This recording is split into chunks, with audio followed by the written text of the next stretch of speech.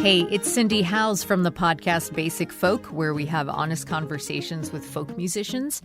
Check out our very special 250th episode featuring an interview and performance with Basic Folk co-host Lizzie No. I feel like most women I know have an experience where they've been working to perform and to execute and to please everyone else, and then things sort of fall apart a little bit in some way or another. And partying can actually be a really important step towards getting free, because it shows you where you need to fall apart, and being on the dance floor, like in community with other women and in community with queer people. Like for me, those experiences have been so important. This time, Lizzie is on the other side of the mic talking about and performing songs from their brand new album, Halfsies. Basic Folk's 250th episode with Lizzie No is streaming now on the Bluegrass Situation Podcast Network. Join us there or wherever you get podcasts.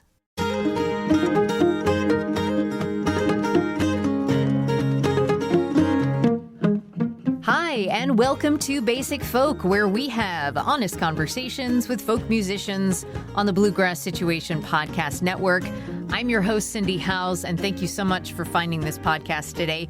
We're going to be talking to Bob Hillman, which is a name that I hadn't heard in quite some time. I ran into Bob a few years ago at a folk music conference called Folk Alliance, and he was like, I'm back, I'm doing music again. Yeah, I'd love to be on your podcast. So we've been chatting for a few years. He released this acoustic EP that was really rad, and we decided, let's do it. We had a great conversation. Looking forward to having you hear that. Before we get into it, let's talk about ways to stay in touch. You can sign up for Basic Folk's monthly newsletter at our website, basicfolk.com. There's also a link in the show notes. You can stay connected to us through social media. We are at Basic Folk Pod on Facebook, Instagram, TikTok, and YouTube. Listen along there. You can also make a contribution. We're a listener-supported operation. You can give a contribution of $5 or $10 a month, or a one-time gift of $50. It really does help keep the lights on and makes everything we do possible. If you are a supporter, thank you so much. High five. If not, there is a link in the show notes, or you can check out basicfolk.com. Bob Hillman had a real thing going on in the early 2000s. He had made waves in New York City, rubbing shoulders with some of the finest songwriters of the era at places like the Open Mic, Fast Folk, and the Living Room. The singer-songwriter was creatively fulfilled, but not gaining the momentum in order to experience strategic growth in folk music. After opening for a long list of dates for Suzanne Vega, Hillman decided it was time to step away and get back to business. School, that is. He got his MBA in marketing and went on to hold a decent-paying job for the next decade and a half, raising his family in the Bay Area. After a layoff, Bob thought, okay, let's dig in again and start writing, recording, and performing music. Since 2016, he's released a couple of albums and an EP or two. The most recent is the mostly acoustic Downtown in the Rain. In our conversation, we talk about what it's like to reignite his creative, entrepreneurial musical spirit, how he's used that energy in his corporate jobs, and also hoping to one day meet his singing partner on the EP, the great Maria Taylor. We'll take a listen to the title track from the EP, then we'll get to our conversation with Bob Hillman. Here's Downtown in the Rain by Bob Hillman on Basic Folk.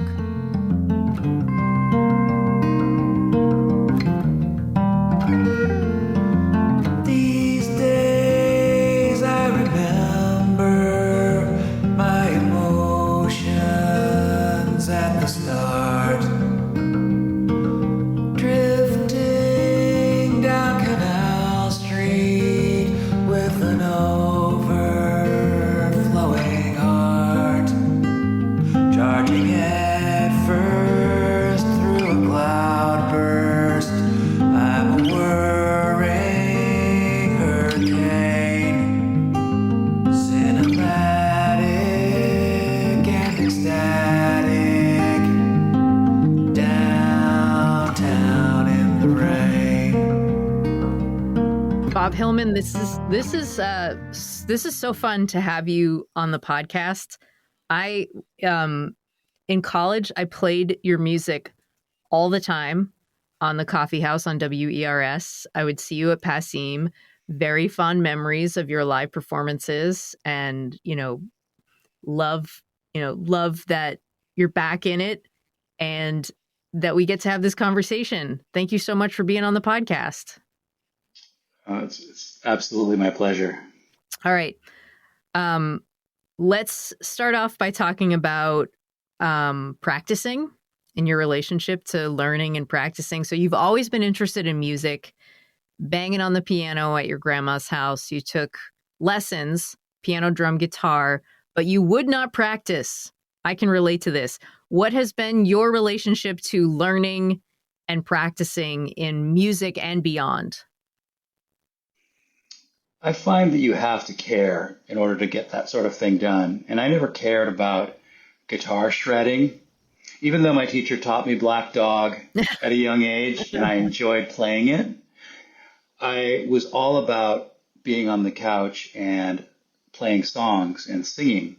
And so my practice evolved into that. And in hindsight, it was obvious that any destination would be singer-songwriter related. Mm-hmm. I wasn't super talented as a guitar player. I'm certainly competent, but not inordinately talented. And so I don't think that any signal was going to my brain that said, play a guitar solo over and over again, in a dark room for a week, like you hear guitar players say they did when they were young. Mm-hmm. That's just not what I wanted to do.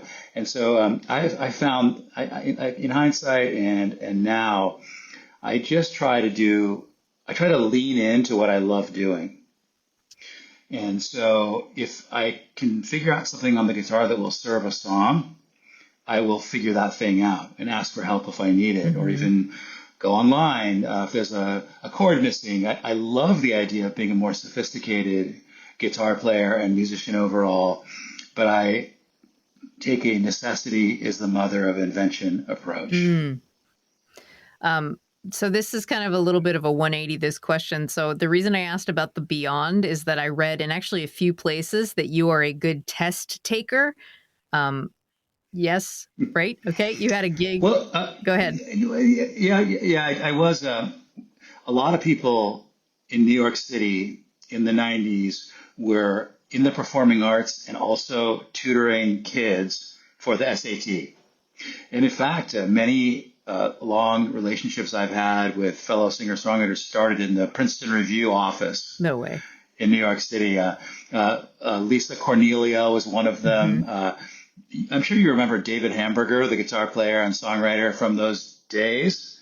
He played in various groups and had his own thing. He played with Lisa, and we were just talking about how Lisa and the guys from Five Chinese Brothers were all SAT tutors. I actually was not necessarily a great test taker at the time when I was taking those tests, but I worked my way into it. You could make really good money at that time. And it was a flexible job that happened basically in the early evenings. And if you started getting gigs out of town like I did, you could take them and just tutor the kids the next night. Oh, wow. Fun anecdote from those days.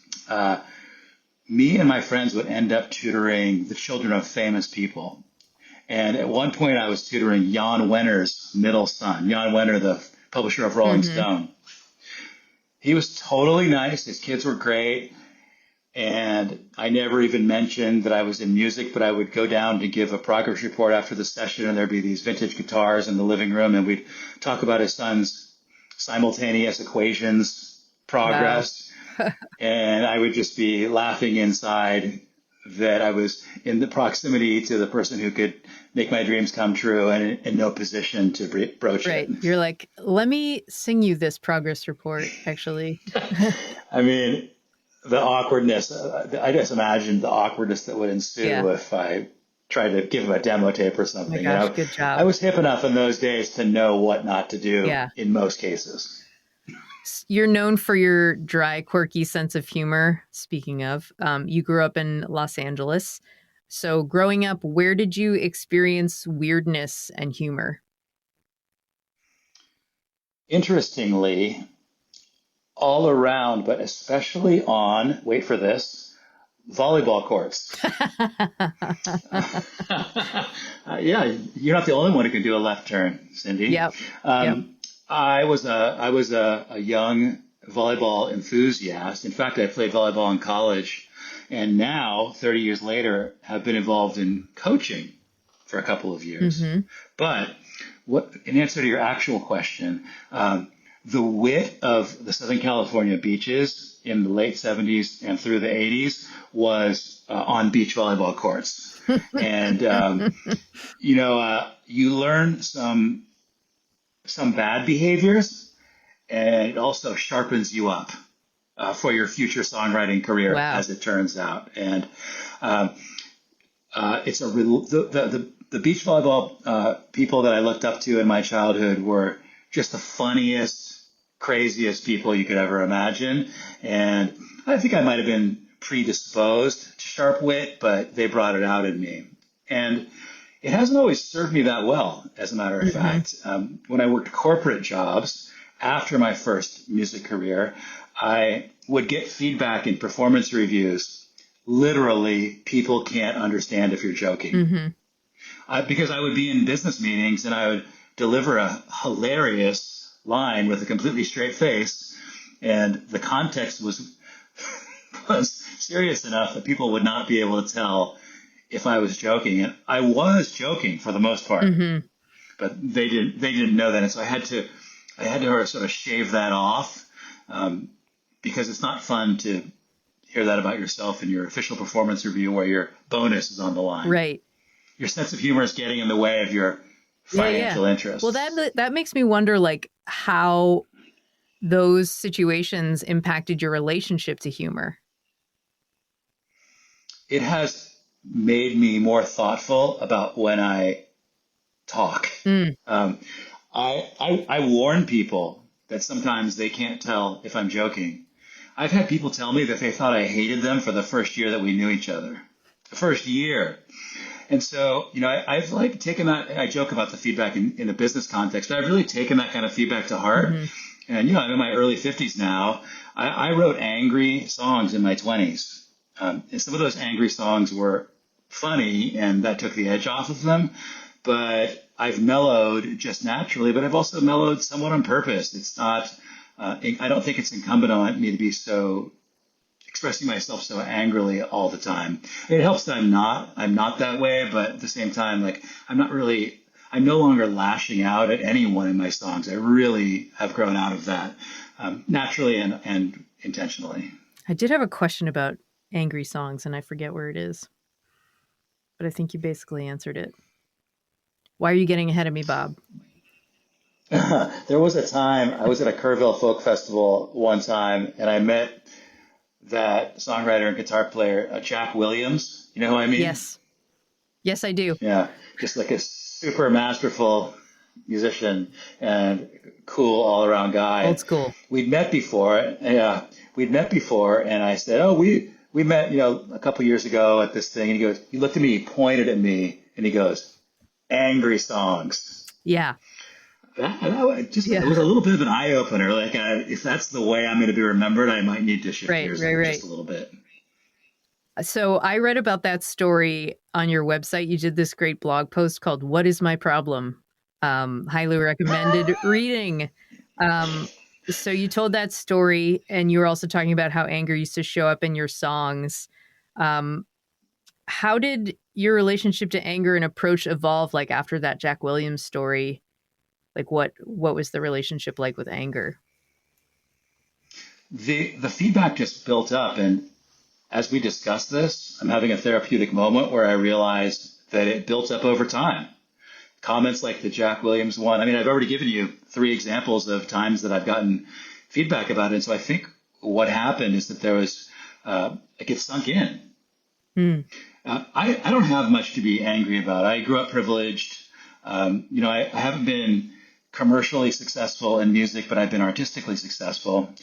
I guess you could argue that I have things to be angry about, but you could also argue that I really, really don't. And, it's possible that I just got over myself after my 20s. I was living in New York City. It's somewhat of an angry place. It's possible that if I'd been in the Boston folk scene, I would have been mellower because I would have had access to, my friend's farm or whatever, and I could have chilled out for a few days. But I think I somewhat grew out of it. But there's an intentional aspect to it. Let me say one more thing about that. I've always been committed to growing as a songwriter, and Joni Mitchell. When I got into Joni Mitchell's middle period, Hejira and the Hissing of Summer Lawns in particular, I started exploring more than trying to make a point. In my 20s, I often would be like, I wouldn't necessarily say this in advance, but by the end of the process, I'd think something like, here's the point of the song, here's what I'm trying to say. But once I listened deeply to that middle Joni Mitchell period, also the middle Leonard Cohen period, like The Future, and the one after that, whose name I'm forgetting. What Joni really was doing in songs like Amelia and like Shades of Starlit Conquering is just exploring and going all over the place and sort of thinking aloud in a coherent manner. And I just started getting really into doing that, and anger just went out the window because I was no longer trying to make a point. It sounds like the way that you try to improve as a writer helps you also improve as like a human being. Like those two are living in parallel with each other. I've listened to 1,000 podcast interviews with songwriters, and I've always objected to this idea of songwriting having a therapeutic effect, but it almost sounds now like I'm arguing that it does. Yeah, sorry, bud. And that I've been a hypocrite all these years.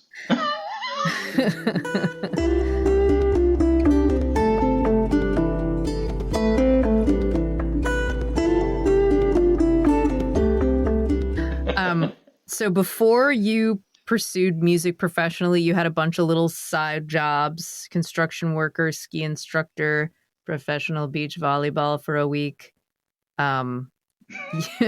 You left music in 2003 to go to business school and get a quote unquote real job. Throughout your life, what has been your relationship to work? I didn't like work in theory. You know that John Gorka song where he says, I don't like work, but I don't like waste? I really related to that. The land of the bottom line. Yeah. But, what I learned when I got into let's call it my 30s. I'm really coming across today as like I'm sort of the wise old man, but I realized that I could get interested easily in things. And so that could be something like writing a song, but it could also be something like data entry or, in business context, like working on a spreadsheet and creating an elegant solutions to problems using Excel. Like I just sort of figured out like whatever I set my mind to, as long as I set it, I can actually get interested, even working through the tedious parts of it. And so I started to love work. What I didn't like about work, what I never liked about work was like the career development aspect of it, which I was never especially good at. I'm talking about in like working in a formal organization. When do you talk about how great you are, and when do you hang back? How do you assert yourself? I was never particularly good at that, and in fact was somewhat viewed as an eccentric at companies like Clorox as a creative type. Whereas in the music business, I was viewed as indisputably square. It was an interesting change, but the work that I did at those companies, I found totally interesting. Like I was in charge of Glad plastic containers, and I had a great experience helping and to some extent leading a turnaround of the plastic containers business. There was a famous graph at the time, famous in certain circles, of our sales plummeting down, down, down, and then our sales leveling out. And I took great pride in the fact that I had something to do with that. And, the career management parts aside, like I knew that I sort of figured out that I could do things even if they weren't theoretically interesting to me. And another time that that I encountered that was when I made my comeback album in, I don't know when that was, 2014. Yeah. I got on the phone with a publicist and I asked, okay, what's going on? What are we doing now in the music business? And he said, you make videos and then you get the videos premiered. And I, for about 5 minutes, was having a meltdown because I didn't want to spend $10,000 to make a music video. Mm-hmm. But then 5 minutes after that, I realized that I could just learn how to make a music video myself, and they could probably be done purely on an iPhone. You know, shoot it, cut it on an iPhone. And so I dove into the concept of making videos and I'm not like great at it now, but I have a couple of different video concepts that I use when I want to make one. And it's totally satisfying to do that part of the work for me. And I've done that with so many things, home recording. So many of us had to figure out home recording during COVID, but every time I come up against a barrier like videos or home recording, I remind myself, if you just look into this, you'll get interested and you can probably follow it through. Now, when I wanted to make an animated video, I reached my limit. I'm never, ever going to be an animator. And so then I found an inexpensive way of doing that, which was pretty satisfying. So you can hit your limits, but, my advice to anyone who's doing this or doing anything is, and by the way, I give this advice to my kids all the time. Just try doing the thing, follow it down the path a little bit, and see if you don't get into it. I bet you will. Wow, I relate to that so hard. I want to talk about your time in New York, which sounds like a really special and kind of like iconic time of moving to New York as a singer-songwriter. You said since about 5th grade, I'd harbor musical ambitions, and following 2 of my best friends to New York seemed like a decisive way to finally pursue them. Hooray. How do you think moving to New York at that particular time, was it like the early 90s? What year was that? Yeah, it was like 94, 95. Okay. Let's call it the mid-90s. The mid-90s. How do you think moving to New York City during the mid-90s impacted the type of musician and songwriter you'd become? There's 2 ways to answer that. One is I just needed to be somewhere other than Southern California to reinvent myself as a singer-songwriter. There's that famous adage, you can't go home again, or, it could be modified to say you can't just stay home and be someone other than who you were growing up. Yeah. I needed to make some sort of move in order to become the person I had in the back of my mind. And New York just happened to be a relatively easy solution because my 2 friends really had just moved there semi-spontaneously. It didn't hurt that we were under the influence of people like Henry Miller, who won Reeds in college, or Jack Kerouac. Those 2 friends actually had done the whole Paris thing sometime before that. So New York was actually, a pretty tame solution compared to what it could have been. But that's the first way of answering that question, which is I just needed to go somewhere else. This probably would have happened anywhere, but in New York, I fell in with a group of songwriters. I started going to open mics at the Sidewalk Cafe. And then at that time, and only for that very brief time in the mid-90s, there was a place called the Fast Folk Cafe, which Jack Hardy had founded in Tribeca.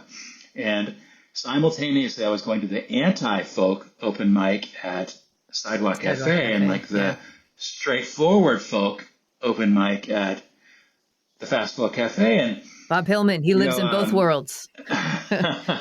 Everyone kind of did. It was consecutive nights, and you'd see all the same people, and it was super fun and all that. Can you throw out some names of who is hanging around the fast folk and who is hanging around the anti-folk?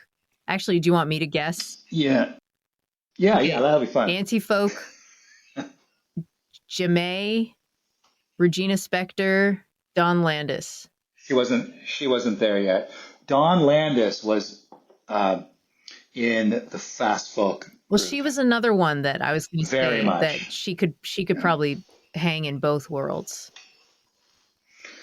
I don't remember. So Regina Spektor came later, but Dawn Landis came to our Monday night songwriters meetings at Jack Hardy's place for a long time. And then things happened for her from there for various reasons. some of which have to do with the group, you know. But she was after the Fast Folk Cafe period, so she would never have gone to that. Sidewalk Cafe was this guy Latch, Lach. He ran the place, but I don't really remember that many artists who I would associate with that particular scene.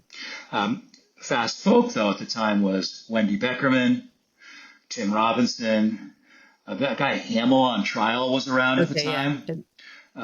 Who was passing through. He just moved to New York, but he was going to the open mics right before he made a major label album. This was even before he was on Righteous Babe. He had a deal with Mercury or something. And there was this guy, Alan Andrews, who unfortunately died, but was quite a character. There was Django Haskins. There was Pete Gallup. And just like really along Ina Mae Wool is another person that was around during that period. I've heard that name. These are a lot of people I don't know, mainly because I was in Boston at the time, not in New York. Kevin So would come down. Okay. Kevin So would come down to Fast Folk, and then we quickly became friends with Carl Cacho. You must know Carl, right? Yeah, I know Carl. And so there ended up being like a cross pollination that occurred. But you know, we're talking about obscure groups of people here. Frank Tedesco is another one. Richard Julian is on the the more well known side. I'm having a great time right now. Jesse Harris. Jim Allen is another one. Yeah, Jesse Harris. Not so much at Fast Folk. Jesse Harris was in. Richard Julian and Jesse Harris were good friends, and but they were more in. I picture them more at the 55 bar or the living room to jazz. Well, then the living room was the next phase. Wow. So. Sorry, everybody. This is fun for me and Bob. No one else. When I first started, Shanae was the singer-songwriter spot. Oh, okay. Which everyone knows from the Jeff Buckley album. Yep. I couldn't get a gig at Shanae, and there was a good reason for that. I wasn't ready, and my music wasn't ready for that room. But then the living room opened, and all the people I just listed and a lot more people played that little room at the living room, which was free. And they would just pile us up one after the other. And, you know, in my memory, I was there 2 or 3 nights a week listening to a friend play. And that was really our community. And I got to know the people that worked there. And that was a magical period before it moved to the second location, which was bigger. Okay. At which point I had moved, I think, and I wasn't really involved. Right. But that first living room period was about as exciting as it got. They passed around like a fire bucket so you could put tips in it. Yeah. Yeah, I remember. It wasn't like a great money-making opportunity. No. The community, I think, is what people are hanging out for. And then you'd go get like a vegan cupcake afterwards from the Cake Records. And then you'd go get a sandwich at Katz's. You know what I would do is that I would go to a Mexican restaurant called El Sombrero, but we called it The Hat because that's English for El Sombrero. The Hat. That's so funny. And they had you could choose blended or on the rocks martinis, but the blended martinis had like an opiate effect. Ooh, that sounds disgusting, actually. No, it was really fun. Okay. I won't be trying. It was not it was like on the happy side of opiates, if that such a thing exists. Man. Somebody told me the other day mixing, I think it was like coffee. No, wait, what was it? I'll have to get back to you, but it sounds disgusting, but it was great. It was like brandy and something. I think I remember who it was. What about like a blackberry mango sparkling water? Would that appeal to you? Disgusting. I would think that it would be really good, but it's actually gross. Okay. That was fun. I really enjoyed that. It's like not very often that you get to like dig into the early 2000s, late 90s singer-songwriters crowd in New York.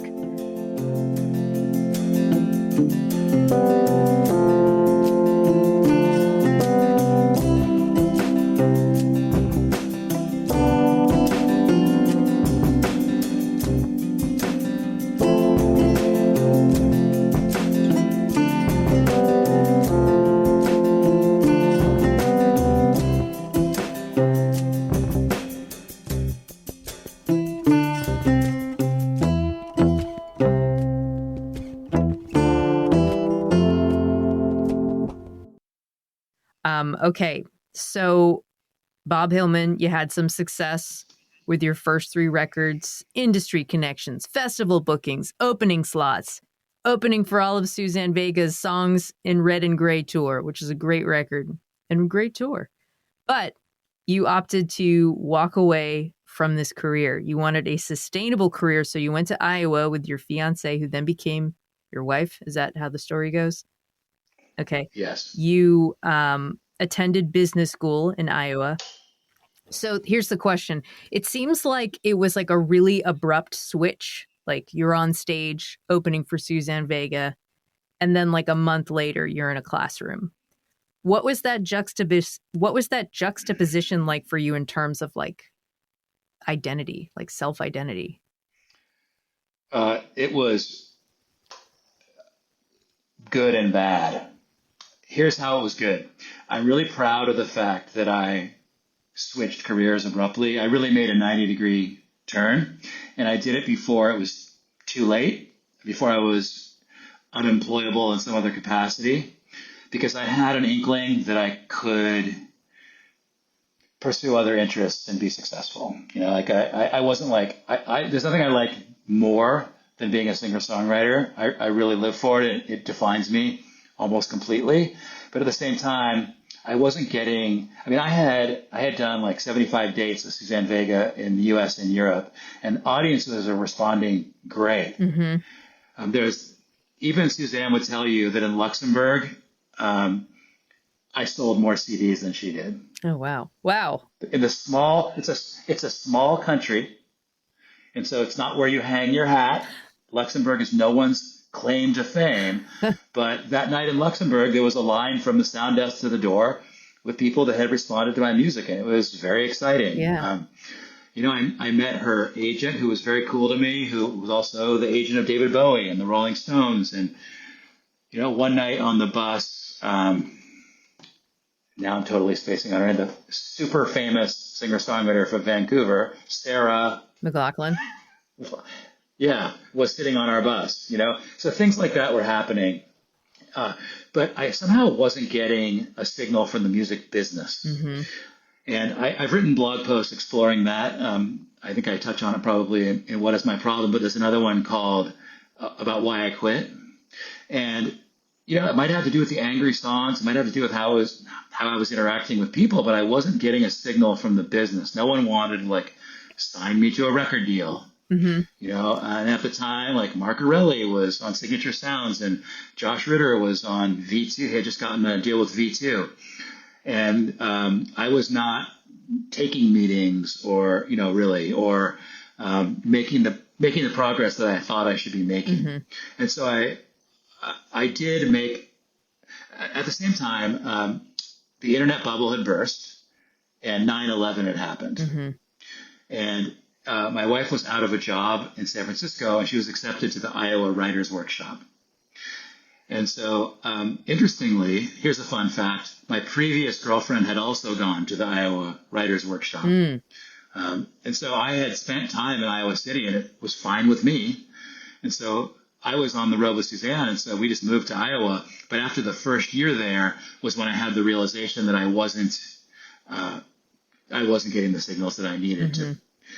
Was I going to wait it out for 20 years to see if I could be a road warrior? I didn't really want to do that. Mm-hmm. That's the right choice for some people, but it didn't feel like the right choice for me. And so I made that 90-degree turn and got real jobs. But the first week in business school at the University of Iowa, I was in assigned to a group that was going to discuss some case study. And one of the guys in the group goes, I saw you at Iowa State opening for Todd Snyder 3 months ago. It was awesome. And I was totally depressed after that because what is more fun than opening for Todd Snyder in a totally full room? I mean, that's my dream day. And that's the dream afternoon. Right? Right. And so having it sort of mirrored back to me in that way made everything feel like a big mistake. Mm. But I powered through, and I don't know if going to business school in Iowa was the solution to all my problems, but it did eventually get me to some decent business type jobs. Yeah. for the 10 years that I did that. Also, being around the other students in Iowa City, you said many of them were younger and they were politically conservative, which is different than you. How did that experience help you connect with people whose beliefs and viewpoints might be different than yours? It helped a little. It was a frustrating experience because I felt like I was around a lot of people who were not talking sense for 2 straight years. But we're talking about people who are really nice and really smart, and I was able to see past politics as long as politics wasn't constantly being discussed. I mean, at the end of year banquet, they gave me and another guy a joke award for being liberal. That was viewed as a joke in that community.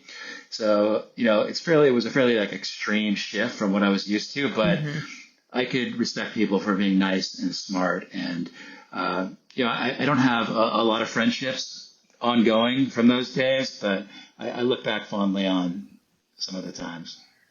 Okay, after you finish 2 years of business school, you head into the workforce.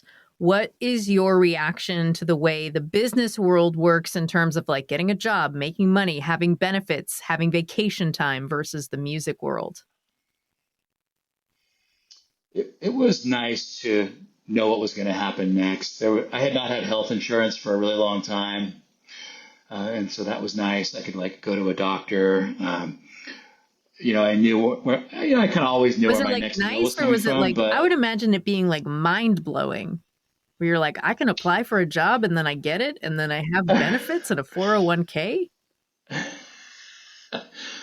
It was only nice. It wasn't mind blowing, because I continually struggled with where I fit into it all. I'd gone from, we talked earlier about how I moved to New York to reinvent myself as a singer-songwriter. That was my conception of self. And my conception of self was not reinventing myself as the brand manager of Formula 409. My conception of self took a little bit of a hit when I was doing those things. Okay. On the other hand, making money was great. And by the time I was in those jobs, I had a baby. And so I was home.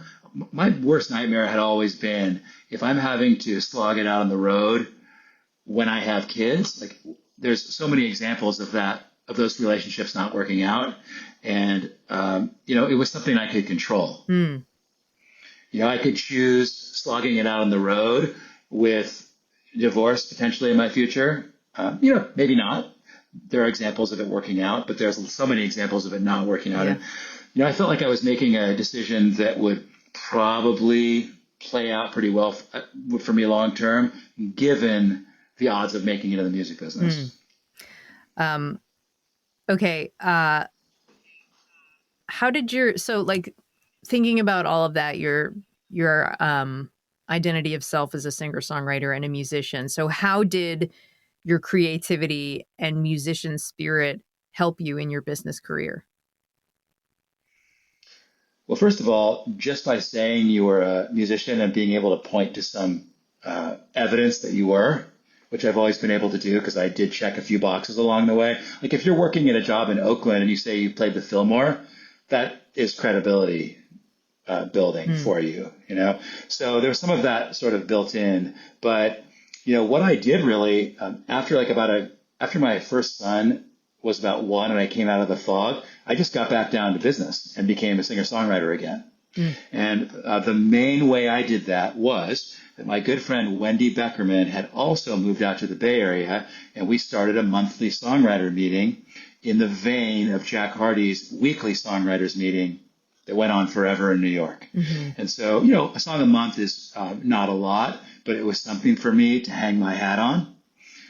And I didn't record for a while there, but after a couple of years of doing that, I can literally remember the moment I was sitting in a cubicle on the 22nd floor of an office building in Oakland, and I thought, I'm going to ask Peter Case to produce a record for me because I got a bunch of songs. And so I knew him, so I called him, and he was like, okay.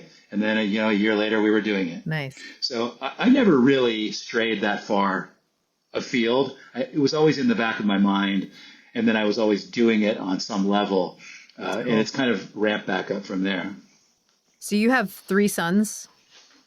Is that right? Two. Two sons. 2. Your sons, prior to 2014, 2015, your sons had really like, it sounds like even though you did keep up with songwriting and music, like they didn't know you as Bob Hillman, the musician, like, which was that huge part of your identity again. So what were your feelings like around introducing them to Bob Hillman, the musician? They are resistant to Bob Hillman, the musician. No! They think Bob Hillman, the musician, is ridiculous, and they somewhat deny his existence. No. It's possible that my wife isn't that different from me in terms of her approach to humor, and so it's possible that we've instilled in our children a cynical brand of humor that has, where I've sort of made my bed here, and now I have to take a lot of shit for my kids, for my music. And, they're very numbers oriented in their social media approach. And so they see how many monthly listeners I have, or they see how many followers I have, and it doesn't match the music they're listening to. And therefore it's not to be taken seriously. Type thing. Keep you I don't honest. think they've ever seen me play. Yeah. One time I took one of my kids to go see the Weepies at the Great American Music Hall, which is like a 500-seat venue. Mm-hmm. And I had just opened 2 shows for them in the Northwest, at theaters where they put 500 to 1,000 people into the seats. And so I was like, I'll take Sebastian to this. There was some reason I took him. Maybe it was just us. I couldn't leave him home alone or something. And so we waltzed into the Great American Music Hall, and we go straight backstage, and he's talking to Steve and Deb, the stars, and he just could not have cared less. Oh my God. I was kind of hoping to be like, look, Daddy walks through this door, but those other people don't. It didn't work at all. Crickets. He ended up playing video games with one of their kids. Oh, And right. That was the idea of fun. Yeah. They have some sons too. Yeah. That's so funny. That's like the exact opposite of my reaction the last time I saw Deb Talon, was to just openly weep into her arms.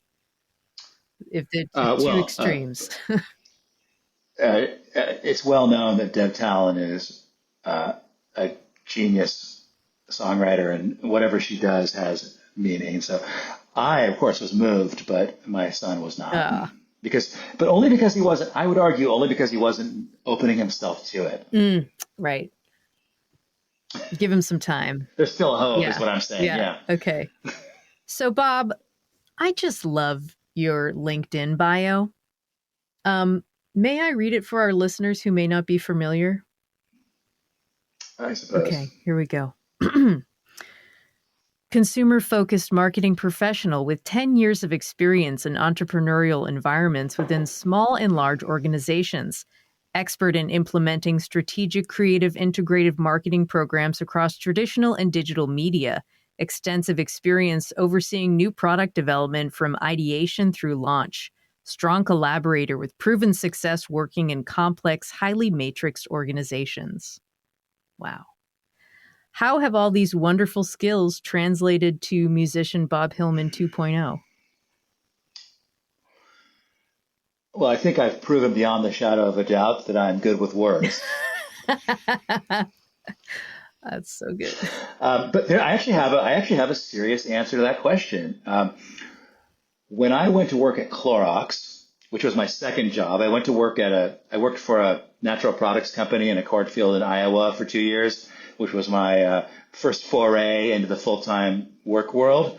But it was a smaller company. But when I went to Clorox, I thought, I can't believe I'm going to go to this company that's so buttoned up and full of process.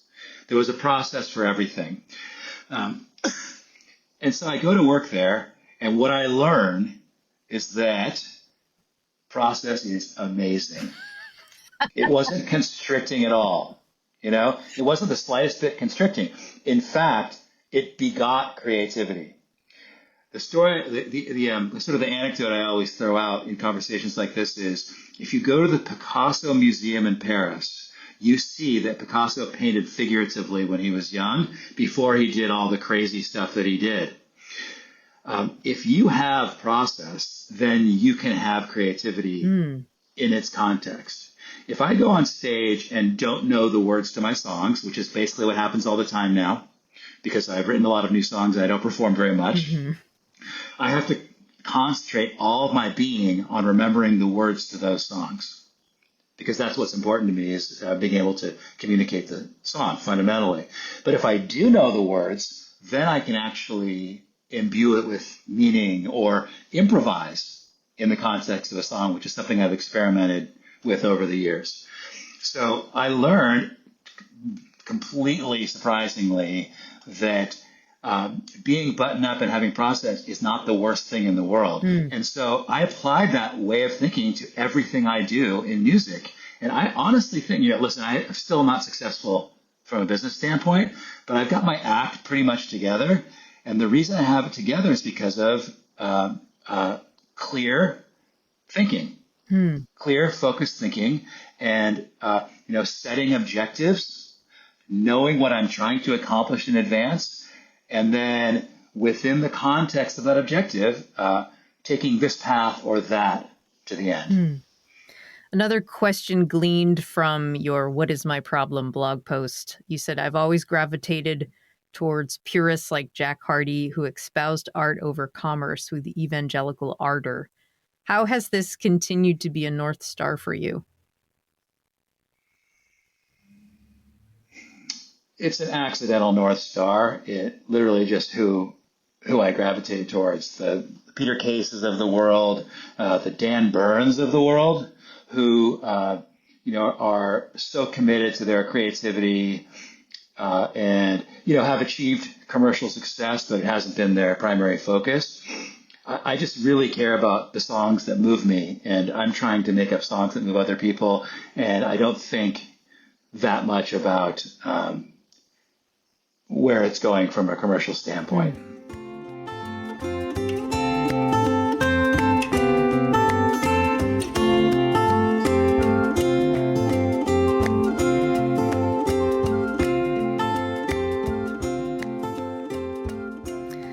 The new EP, Downtown in the Rain, produced by Greg Leese. That's how you say it, right? It wasn't produced by Greg, but he plays on it and you pronounced it perfectly. Okay, great. Damn, I messed up my facts, got the pronunciation. I did a lot of research on that. Bob, this is a very folky acoustic EP. You say this is probably what my first few albums should have sounded like, but I wanted to be a folk rock guy, which I feel like can be attributed to Peter Case, who you have been a fan of since the late 80s. You saw Peter Case in 1989 at McCabe's, where it sounds like you were enchanted by his rock and roll energy as a solo performer. But, you are who you are. How do you see rock and roll, or the rock side of your folk rock, coming out in these songs? The way I've made what I do now is that I make short albums, I guess you could say EPs, and I have a group of songs that make sense together, and then I envision a sound and sort of cast it with the musicians that might make sense for that context.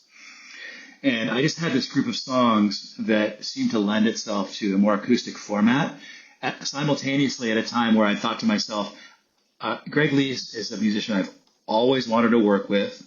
I know his playing from Dave Alvin records, from Peter Case records.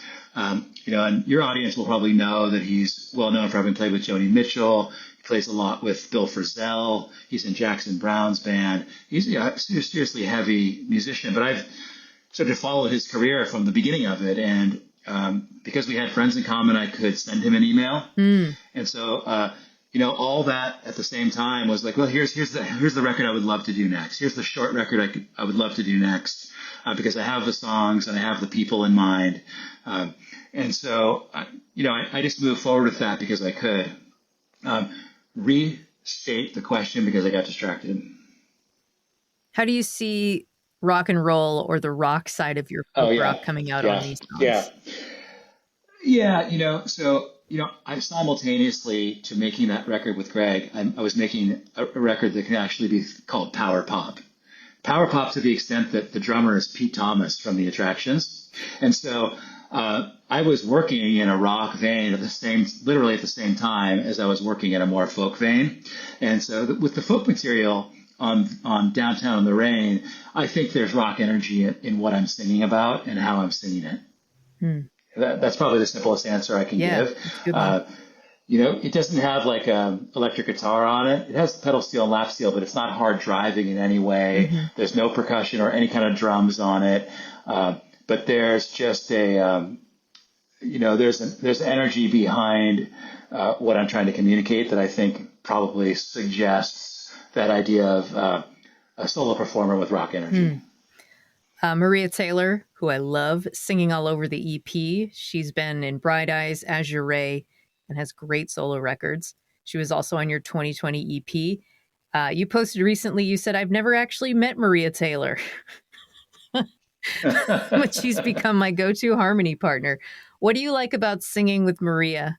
Will you ever meet? Yeah, of course, wrong answers only. We've never actually sung together, right? Because she's only overdubbed remotely. The reason I work with her is that my musical collaborator and producer, Johnny Flower, he's a bass player in Los Angeles, who also has played with the Weepies, actually. He's good friends with her, and he suggested her for the first project that we worked on together.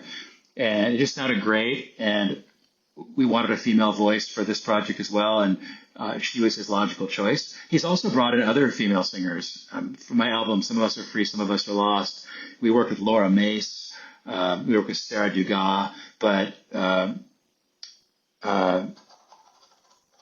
Maria has just brought to the table a sound that's working well. She's pretty adventurous. She doesn't just, she tries stuff.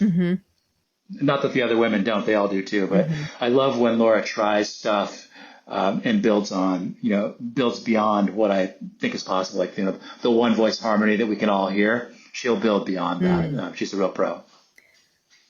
Bob, before I let you go, would you like to do the lightning round? I would like to do that, and because I'm a listener to your podcast, I thought about your lightning round before, and I should have been prepared. Well, I deeply regret it. These are special Bob Hillman questions, so some of them have not ever been asked. So here we go. A special Bob Hillman lightning round. Question number 1. What is your favorite Tolstoy novel? War and Peace, which I've read 3 times. Wow, impressive. Bob, you are downtown in the rain. Umbrella or raincoat? Raincoat. I make a point of behaving like I'm philosophically opposed to umbrellas for reasons I can't recall. That sounds good.